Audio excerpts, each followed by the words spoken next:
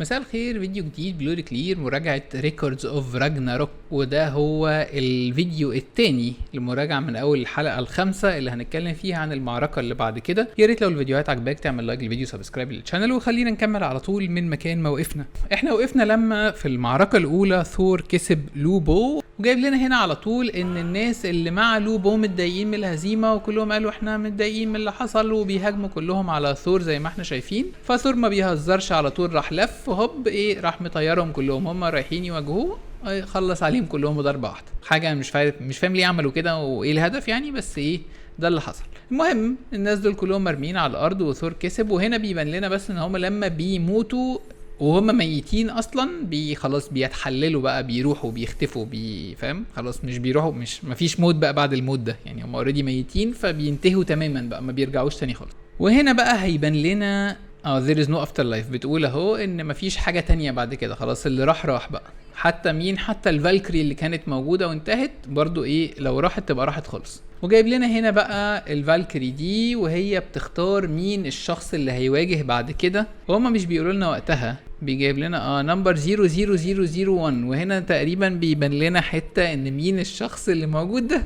00001 اللي هو اول انسان المفروض موجود، اول انسان موجود في البشرية، اللي هو مين؟ طبعا احنا عارفين اللي هو ادم. وده يمكن سبب من الاسباب اللي ناس كتير متضايقه جدا من الانمي، ازاي تطلع ادم، بس احنا فاهمين يا جماعه ان هو انمي، فاهم؟ احنا عارفين كده، احنا مش عيال صغيره يعني، احنا فاهمين ده انمي وان هو جايب زوس وجايب كل حاجه، فتمام يعني. المهم جايب لنا المعركه نخش عليها على طول. ومين اللي هيبقى موجود هنا يا سيدي؟ اهو جايب لنا بقى الشخص الانسان اللي هيقف قدام الكرييتور بتاعه، الخالق بتاعه. الانسان ده اللي موجود اللي جاي فايت، اللي هو مين؟ اللي هو ادم، هيبان لنا دلوقتي. وجايب لنا ان هو وسط الحيوانات كرمز، يعني ان هو موجود دلوقتي وسط بداية الخليقة، اول ما الخلق كله حصل في الاول. بس هو جايبينه عريان، يعني مش عارف هل اليوتيوب هيشيل المشاهد دي ولا لا. المهم ان هو ده ادم يعني، ومتغطي بورقة التين المفروض.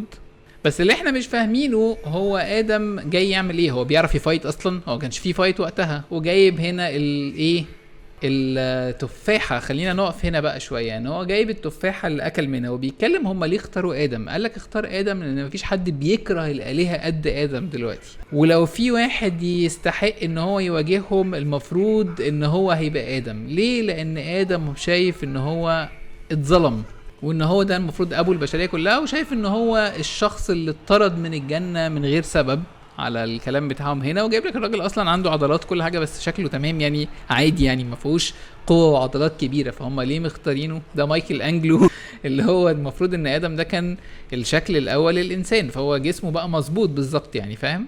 ماشي نكمل بعد كده يا جماعه. اللي موجود المفروض هيشرحوا ليه اختاروا ادم دلوقتي. وبعدين هنا بيسالوا هو ازاي شخص زي ده شريمب، ده جمبري، ده صغير قوي، ازاي واحد زي ده هيقدر يواجه الهه ويعمله؟ وهنا بقى جايب لنا هو مستغربين ان ادم اللي جاي، اوكي. وجايب لك مين اللي هيواجه ادم.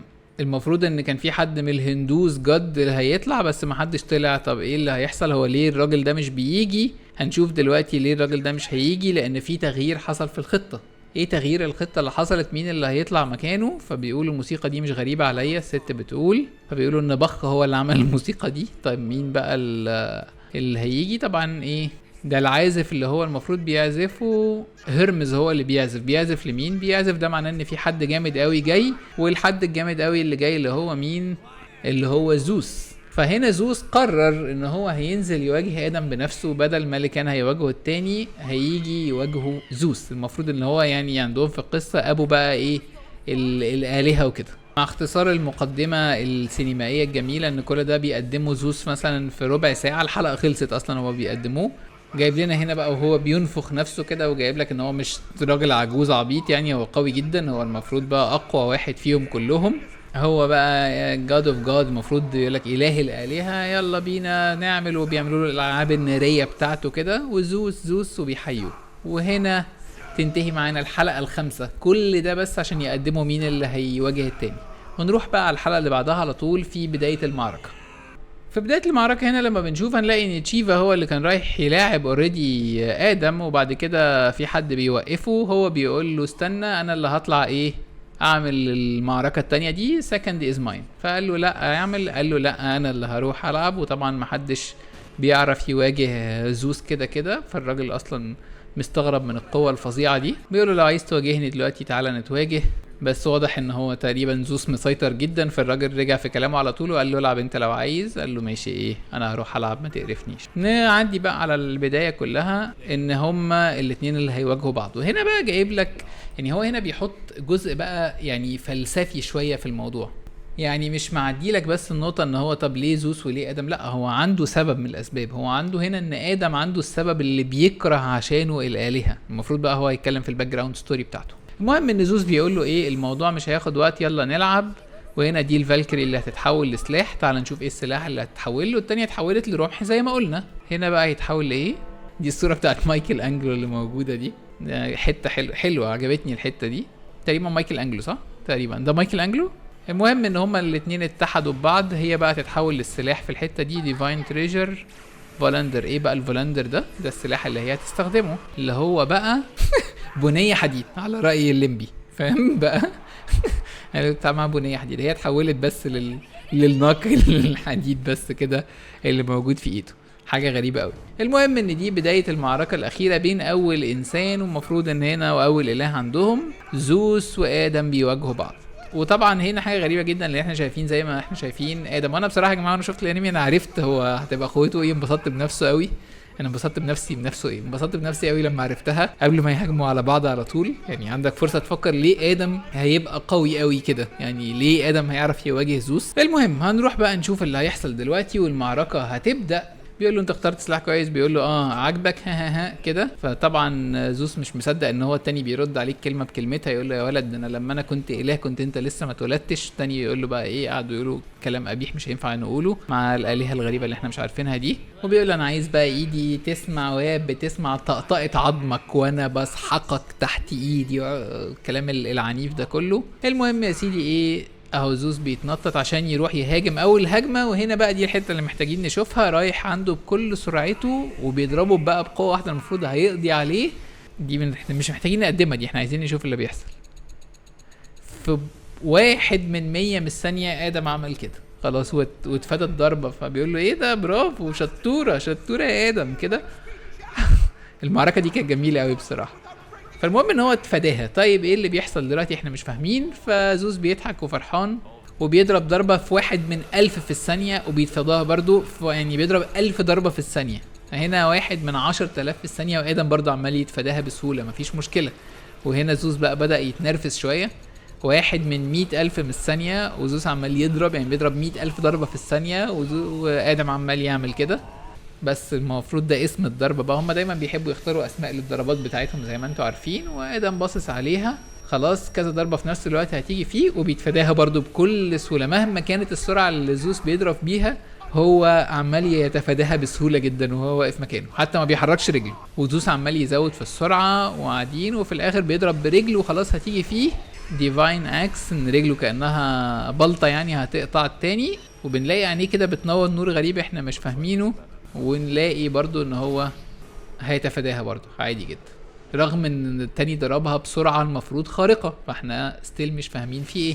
فالتاني بيتمهزق بيه بقى ادم وراح نط وضربه ضربة على طول جت فيه عورته. فبيقول له ايه رأيك في 1/100 من الثانية. والتاني مستغرب هو ازاي السرعة اللي بيتحرك بيها دي. طيب تمام انا بقى مش هوقف ان انا اضربك، انت حاولت تضربني انا هضربك دلوقتي. ورايح عمال ايه مطوح فيه الضرب وعمال يسرع كمان عن الضربة بقى 1/1000 و1/10,000 1/100,000 وعمال يضربه بنفس السرعة دي. وطبعا هناك التاني عمال يتفاداها عادي، هو بس اتفاجئ من الضربة الاولى دي عشان كده معرفش يتفاداها. بس لا وضربه برضو نفس الضربة اللي هي الديفاين اكس، ضربه نفس الضربة اللي زوس ضربها له جت في رجله. وزوس بقى ايه عينيه منوره النور الغريب ده. بس هو مش متضايق في الحقيقه، هو جايب لك ان هو مبسوط بيقول له كده نوت باد حلو كويس انك ضربتني الضربه دي. هنا بقى بيقولوا يا ترى في ايه مش عارفين. ودي بتشرح بقى ان بيقول لك ميلاد ادم ان هو ابو البشريه كلها. وهنا جايب لنا بقى اخيرا الفكره اللي بيتكلم فيها، وهي ان مكتوب ان الله خلق created man in his own image.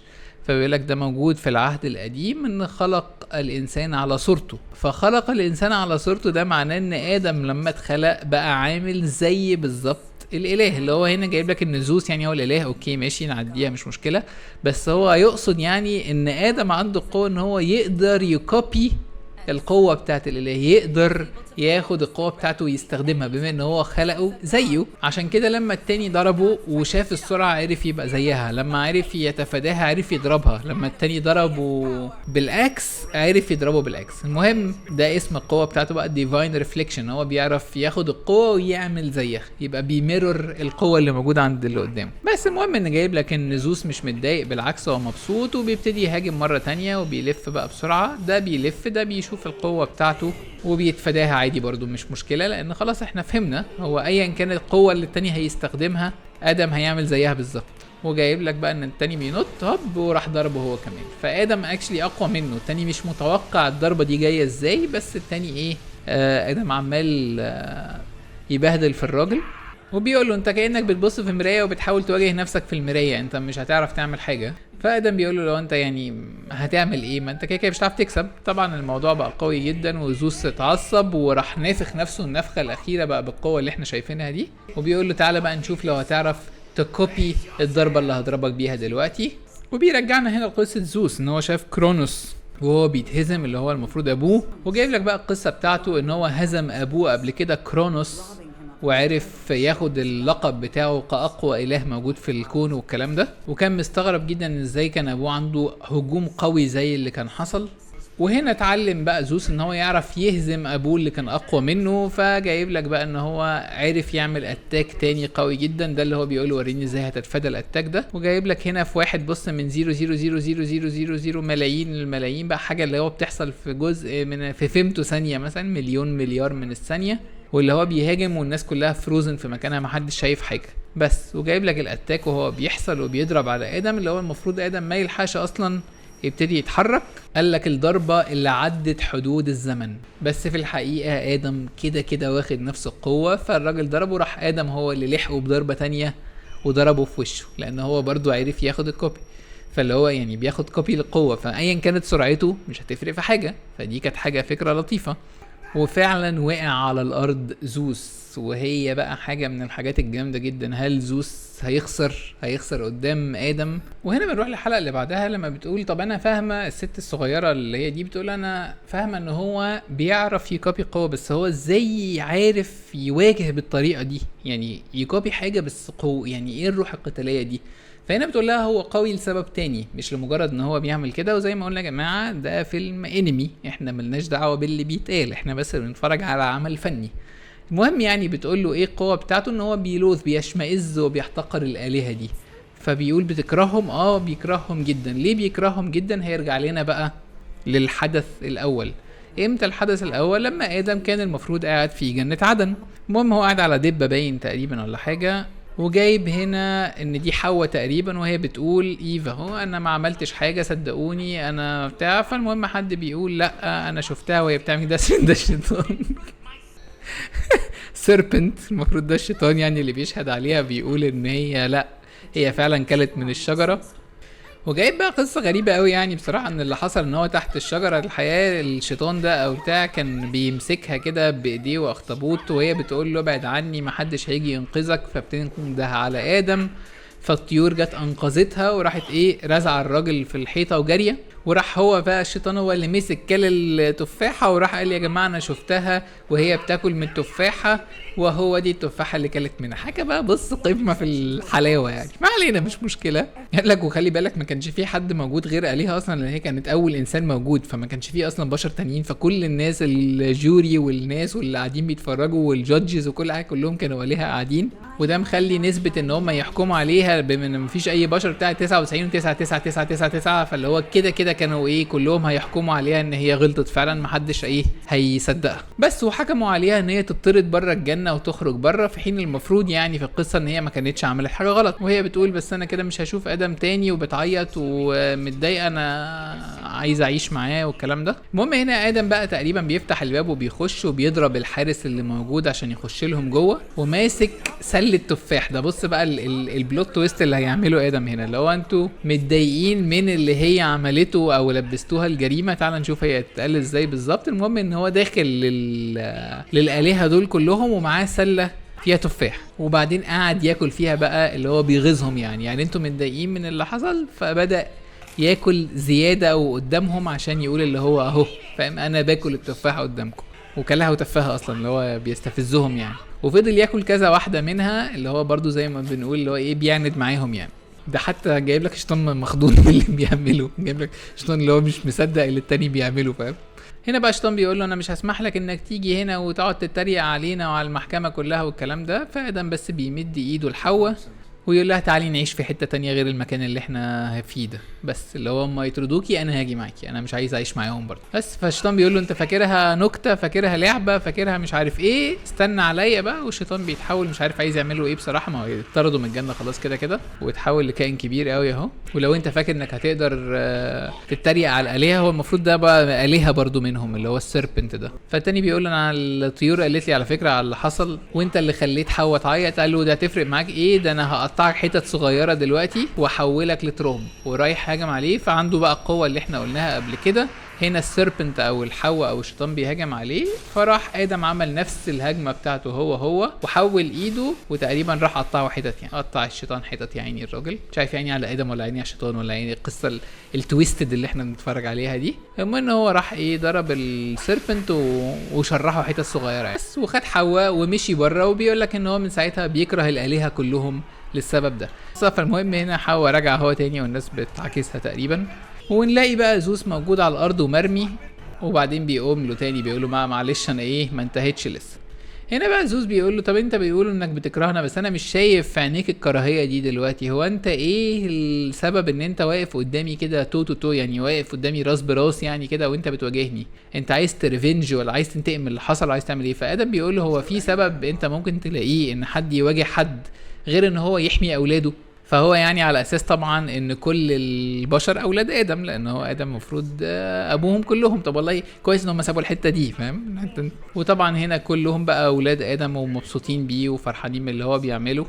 وبيقول لك بقى هنا ان جايب لك البشر كلهم ايا كانت دياناتهم، ايا كانت حضاراتهم، ايا كانت ازمنتهم، كلهم واقفين بيصلوا لادم عشان ينتصر، لان هم كلهم ولاده، وهو عارف ان هو يعني ابوهم بقى بيواجه عليهم. فبيقول لك ان اخيرا البشر كلهم عرفوا يوصلوا لاتفاق في حاجه، الحاجه الوحيده اللي كل الناس اتفقت عليها مع بعض عليها. المهم يعني هنا بقى زوس بيقول له انت فاكر ان انت هتكسب كده، طب انا هوريك بقى قوتي الاخيره وايه، وبيتحول لكتله من العضلات اللي شكلها عجيب. وجايب لنا هنا بقى لوكي موجود من ضمن المتفرجين هو كمان، وده اودن ابوه زي ما احنا شايفين قاعدين بيتفرجوا مع بعض على الماتش، حاجه مش مهمه خالص. المهم زوس عمال لسه يفرد عضلاته وتكبر تكبر تكبر. احنا يا جماعه بجد كل دي الحلقه خلصت في ولا حاجه فاهم. المهم ادم واقف مستعد، فبيبص لقى زوس بعد كل بقى التحولات اللي حصلت دي بقى شكله عامل ازاي، او بقى شبه العمالقه. بص عنده كميه عضلات مهوله، بس لسه ما بينوش شكله، هم جايبين شنبه بس ان هو كبر، ما اعرفش ليه. المهم ان احنا هنا خلصنا الحلقه، نخش على الحلقه اللي بعدها. تقريبا السيزون ده فيه 3 فايتس تقريبا على حسب ما انا شايف كده. وفي الاخر جايب لنا بقى بالحلقه اللي بعدها ده شكل زوس بعد ما تحول، مش فاهمين هو يعني شكله عادي في الاخر يعني، مش بالعملاقه اللي احنا كنا متخيلينها يعني، هو بس شنبه كبر وحواجبه كبرت. في هنا بس نقطة مهمة عايز اتكلم فيها، ان في ناس متضايقة من البتاع ده ان هو بيدي لافكار الحادية وبتاع. انا ما اعتقدش ان حد هيتفرج يقول ايه ده، انا تقصد ان زوس هو الاله الحقيقي مثلا يعني. انا ما اعتقدش ان في حد هيفكر كده. لو انت متضايق ان هو ممكن يكون بيزرع افكار في الوسط بقى، انت عايز تقول ان ادم كان مظلوم في المش عارف ايه، ماشي اوكي، دي حاجة ممكن تضايقك طبعا، بس هي في الاول في الاخر ممكن تاخدها كفكره كانمي بتتفرج عليه. انا عن نفسي مش يعني عادي، اللي عايز يقول حاجه يقولها، انا مالي فاهم. انا بتفرج على حاجه حلوه حلوه، وحشه وحشه وخلاص. انا مسلسل عجبني لان هو بيقدم فكره، انا عاجبني مثلا فكره ان هو اول واحده كان اقل واحد بصراحه.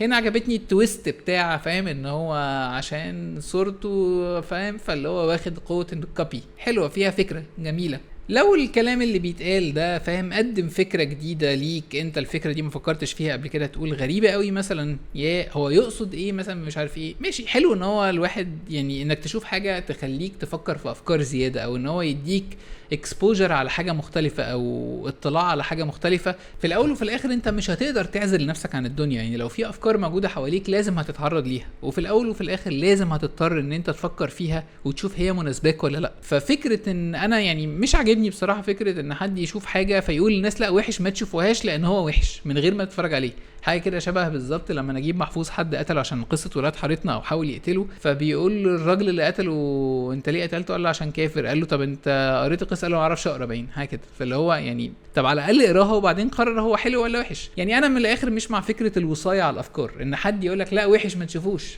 فتقول لا خلاص مش هشوفه عشان هو وحش. لا ماشي، انا لو عاجبني هشوفه وبعدين افكر حلو ولا وحش واخد قراري بنفسي وخلاص. ما علينا. على فكره ولاد حارتنا قصه حلوه يا جماعه، اللي ما قراهاش يعني هي قصه كويسه ودي اللي خد بيها جائزه نوبل. المهم نرجع نكمل الفايت بتاعنا. زوس بقى شبه الخله كده مش عارف واقف كده ليه. المهم بيبتدي يهاجم على ادم، وهنا جايب لنا بقى ان الفايت شغال وده بيعرف يكابي ده يضربه ضربه ده يضربه ضربه، والفضل بص الفايت يعني هيكمل كده مش كتير. الفكره ان هم هيفضلوا في هذه المعركه لفتره طويله كل ضربه بضربتها فاهم، محدش عارف يعمل حاجه في التاني، لدرجه ان احنا هنضطر نقدم كده فاهم، احنا مش هنقدم بالكيبورد، احنا هنقدم قدام كده يعني. الفايت عمال يزيد اهو، عمال يزداد احتداما. احنا بقينا في نص الحلقه، وهنا بقى جايب لنا القبضه دي جايه في زوس وضربته كده وفي دم بيقع اهو. اوبا الدم وقع على عينه، انا معرفش ده هيبقى معناه ايه. على طول بعدها راح ضربه ضربه جامده، انا مش عارف ايه بصراحه الهدف من حاجه زي كده. وهنا زوس بدأ يضرب ضربات قوية جدا. اول ما جت النقطة على عينه تقريبا هو مش عارف اتلخبط لمدة ثانية او حاجة، احنا مش فاهمين في ايه. وجايب لك هنا الكوباية اللي هي كانت شكل كده بتاع ادم عمالة اوفر فلو بالدم او بالبتاع الواين اللي بيشربوه ده او اي حاجة. وجايب لك زوس عمال يضرب ادم، وبيقول لك في وسط الضرب ده كله ادم كان عنده فكرة واحدة بس، في طفل بيعيط في حتة والطفل ده هو اكيد ابنه، يعني واحد من اولاده او احفاده. وادم اتضرب الضربه القويه الاخيره دي اللي هو من زوس وجات فيه، بس راح هو كمان مسكه ورجع تاني لايه للستريك بتاعه ده، قال له جبتك خلاص مسكتك، وراح تاني بقى من الناحيه التانيه بكل قوته رجعوا يضربوا تاني بنفس القوه اللي كانوا موجودين فيها قبل كده. فاحنا كده فاهمين ان خلاص كان ادم هيخلص او هيخسر، فرجع مسكه وضربه. وهنا بقى بنروح لنهايه الفايت الاخير عشان نخلص، لان ايه it suddenly happened. في بقى المشهد عامل كده، زوس وقع على الارض، ادم واقف وضربه وماسك الضربه دي، وواضح ان زوس هو اللي واقع على الارض وعضلاته اللي موجوده دي بتبتدي تكولابس يعني ترجع تنتهي، يعني رجع للشكل الضعيف قوي بتاعه دلوقتي، واحنا مش فاهمين مين اللي خسر او ايه اللي جرى. وهنا زوس قال ان المعركه انتهت، فهل المعركه انتهت ان هو خسر ولا ان هو كسب؟ وبيقولوا يلا حلو فاهم برافو عليك يا ادم انت كسبت، او داد يعني عشان دول ولاده يعني. وادم جايبين هنا الصوره عليه ان هو مبتسم بس هو ما بيتحركش من مكانه والضربه موجوده فوق. هنا بقى بيبتدوا يدركوا المشكله ان ادم مات. قال لك ادم اوريدي اتنفس اخر نفس ليه قبل ما انا اقع، بس هو فضل واقف مكانه حتى يعني بعد كل ده فضل واقف مكانه، هو ما وقفش. وبيقول ان هو كسب، ان ادم ما استحملش في الاخر كل الضرب ده، في الاول وفي الاخر هو كان انسان، فالقوه اللي بيضرب بيها رغم ان هو عارف يكوبي قوه اللي قدامه بس جسمه ما استحملش كل حاجه. وبيقول ان هي لو كانت معركه احتمال كان ادم كسب، بس هي مش معركه احتمال، هي معركه ونشوف مين اللي هيكسب في الاخر. وفي الاخر ادم مات وهو واقف وايه وماسك السلاح بتاعه اللي هي فالكري اللي هي انتهت هي كمان. وكده تنتهي معانا الحلقة التانية والفيديو التاني لا الحلقة التانية الحلقة التامنة والمعركة التانية والفيديو التاني، ان كده الانسان خسر مرة تانية، وده كده تاني هزيمة للإنسان في 13 معركة. دي كانت حلقة من الحلقات أو فكرة من الأفكار الحلوة الصراحة اللي عملوها. وبيقولك إن دلوقتي البشرية خسروا مرتين ورا بعض وهم دلوقتي في قمة اليأس. بس هل حد فيهم كان يائس للدرجة دي؟ وجايب لك الناس كلها هنا وهي بتعيط في مشهد لطيف يعني، بيقولك بس لا ده ما حصلش، لان ادم ادالهم حاجه مهمه جدا. وبعدين جايب لك بقى هم كلهم رافعين ايديهم زي ما هو مات كده، هو وراهم لاول مره ان البشريه تقدر تفايت اجينست جودز، ان هو البشر يقدروا يقفوا قدامهم رغم ان هو كان خسر. وقال لك هنا ان تاني معركه الهجوم اللي حصل زيوس هو اللي كسب فيه. وكده بيخلص معانا المعركة دي. بيقعدوا يتكلموا ايه ده، ليه اللي حصل كده وما حصلش كده ليه، ونفس الهري اللي بيتكلموا ده. وده يا جماعة الفايت اللي بعده بقى، ده اللي هنتكلم عنه في الحلقة الجاية. ده اجمل فايت موجود لغاية دلوقتي شفته، ده اكتر حاجة المفضل بالنسبة لي. ان هو بيقولوا مين بقى هيبقى التالت. نوقف بس هنا نتكلم من عن التاني. ان ادم لما خسر هو بيتكلم ان هو، عشان بس تبقى واخد بالك من الفكرة، ان هو عارف يقف قدام الجادز والكلام ده. هو ما بيتكلمش عن الاديان دي يا جماعة، هو بيتكلم عن فكرة الجادز اللي كانت موجودة في النورس ميثولوجي والحاجات القديمة، ان دايما الانسان اضعف. وفاهم قصة زيوس كلها مثلا هتلاقي ان هو جايب لك هيركليز مثلا، فاهم، متبهدل مش عارف من الالهه فين، ودايما في لعنات من الالهه والكلام ده كله، الكلام اللي هو من الاف السنين يعني. وان هو هنا بيقول لك لا، ان الانسان قوي، الانسان يقدر يواجه كده كلام التنميه البشريه اللي موجود ده. المهم ان ده بقى من اجمل الحاجات. فبيقولوا هيواجه بوزايدون اله البحر. طيب مين اللي هيجي بقى؟ الراجل اللي جه ده، الراجل ده من اجمد الناس، اكتر واحد عجبني في البتاع كله، او هو اللي جه يعني لوحده. فبيقول ده هيبقى شرف ليا ان انا اواجهه. اسمه ايه بقى الراجل ده؟ كوجيرو ساساكي، باين ساساكي كوجيرو. وخلينا نقف هنا بقى. فدي كده كانت نهاية الفيديو. يا ريت لو عجبك تعمل لايك الفيديو وسبسكرايب للشانل، واشوفكم الفيديو الجاي في مفروض واحدة بقى من اجمل الحلقات اللي موجودة في الانمي ده. بس كده، شكرا.